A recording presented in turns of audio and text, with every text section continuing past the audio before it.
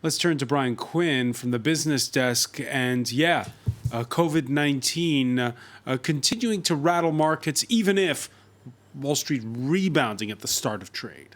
Yeah, it's true. Obviously, this is going to be a long-term economic effect, what we're seeing. So much so that the Organization for Economic Cooperation and Development now says total economic growth worldwide could be cut in half for the year due to this coronavirus outbreak.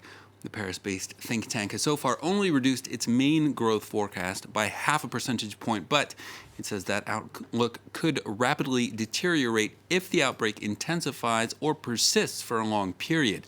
Ellen Gainsford has the details. It's a gloomy forecast. If the coronavirus outbreak accelerates, the economic repercussions could be dire. The OECD warns it could cut global growth in half.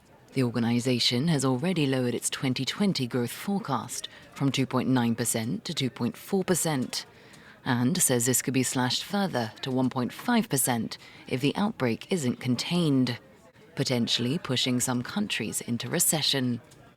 This scenario would put Japan and Europe in recession and the U.S. very close to zero.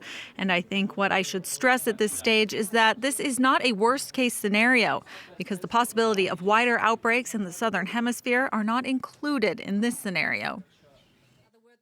The OECD is calling on governments to implement supportive fiscal policies to restore confidence.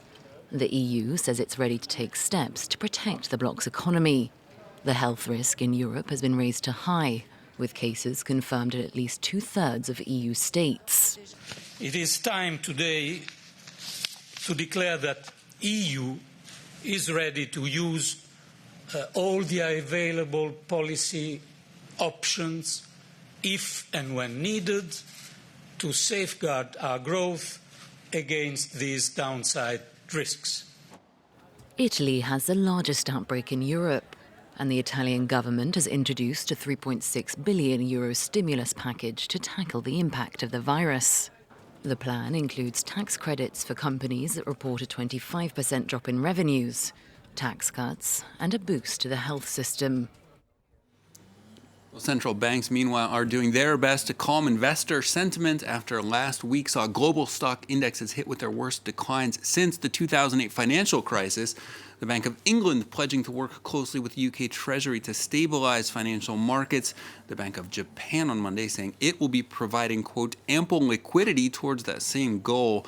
Those statements followed signals from the U.S. Federal Reserve on Friday that it's prepared to cut interest rates.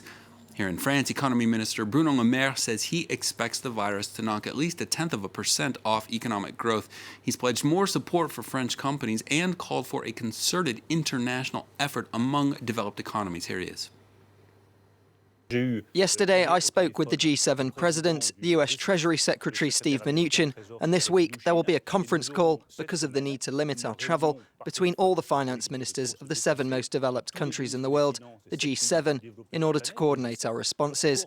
We will also have a Eurogroup meeting, the finance ministers of the Eurozone, to coordinate our responses as well. Checking in on the day's trading action, stimulus expectations definitely showing on U.S. stock indexes Monday as Wall Street tries to recover from losses of over 10% last week. The Dow jumping over 2.5% so far, with Apple shares leading the way there. S&P 500 and the Nasdaq not too far behind. European indexes ended the day mixed. Investors discouraged by dismal manufacturing data out of China for February. London's FTSE 100, the sole winner for the day, finishing up around 1.1%. The CAC 40 here in Paris up around 0.5%, with the Frankfurt DAX finishing the day down 1/3%. Next, the first round of post-Brexit trade talks between the UK and the EU is underway in Brussels.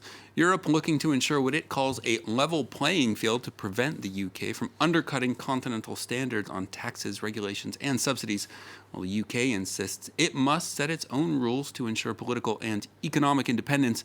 Time is short for the post-Brexit transition period. That expires at the end of the year, and UK Prime Minister Boris Johnson has ruled out an extension.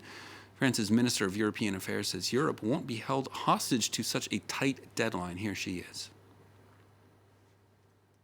We have to protect our markets, our citizens, our economies from a decision that was never taken on the continent.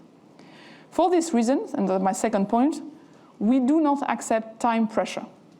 And we are not ready to sign any kind of a deal on the 31st of December at 11 p.m. And finally, for business, former General Electric CEO Jack Welch has died at age 84.